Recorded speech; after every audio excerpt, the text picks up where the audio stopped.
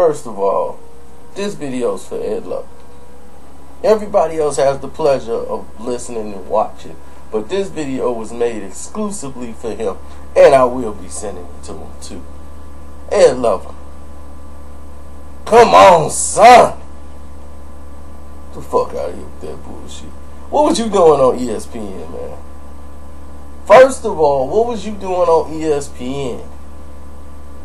When they done stole your "Come On, Son" and came out with "Come On, Man," then they invite you on the show because they knew you was going to do what you did. That's the only reason they didn't let you on the show. Now, we done supported you when you ruined KO Nation on there, trying to bring the hip-hop element to boxing. It was terrible. You were terrible. We supported you. We supported you when you got fired from Power 105 because your show was terrible. And it was terrible. It was starting to get boring. We supported your "Come On, Son" when they started to get stale. We did. We supported it. Now it is. Why are you going to go on this show and have nothing to back up your statements? You brought nothing to the table to rectify anything you were saying. You just gonna come on the show with your whole main of thought. Mayweather was afraid of Pacquiao back when he fought Ricky Hatton. Mayweather was just coming back out of retirement.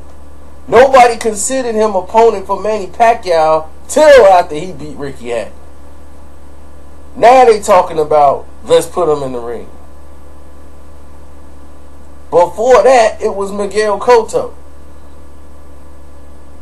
I mean, I hope you still remember that. But why would he be afraid of Manny Pacquiao? When the man gave him a proposal, a serious, legitimate proposal, where all this man had to do was take a drug test. Instead of saying, why don't he just take the damn drug test and get in the ring?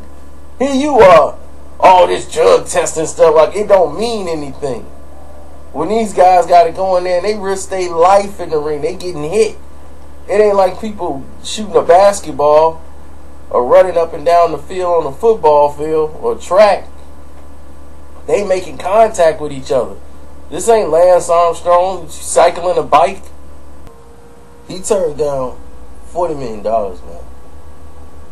You ain't even mentioned the fact this man turned down $40 million.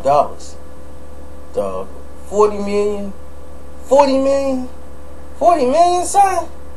40 million, son? You know what somebody can do with 40 million, son? That's more than the budget of all the fights, basically, from 2009 and 2008. 40 million, son? Not including Mayweather or Pacquiao. 40 million, son? 40 million. Who making that kind of money?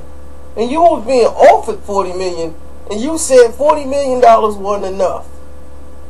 Well, what you think he finna get now? And this was last year. He was offered 40 million. What you think he gonna get offered now? Huh? Now you talking about Mayweather Promotions is Al Heyman's company. Well, if it's Al Heyman's company, then so is Golden Boy Promotions. If you gonna say that, because the majority of his fighters go to Golden Boy Promotions. So if Mayweather Promotions is his company, why ain't he putting all his fighters over there? But according to 50, so you gonna quote 50 Cent as your credible source as to what's going on in the LLC structure of Mayweather Promotions, when he was never a member of Mayweather Promotions, nor all he did was attach himself to Floyd Mayweather to make himself relevant when no one wanted to mess with him no more. I was still doing it because I like 50 Cent music. I'll go to the store and buy his music. I'll go watch his movies. I support him there. But he's not relevant in the hip hop world no more. He's not. He's just not. That's why he got to do collabos. He's got to be with Alicia Keys. He got to put himself with Adam Levine and Eminem to be relevant. Because 50 Cent come out with a song by himself, it's going to get 2 spins.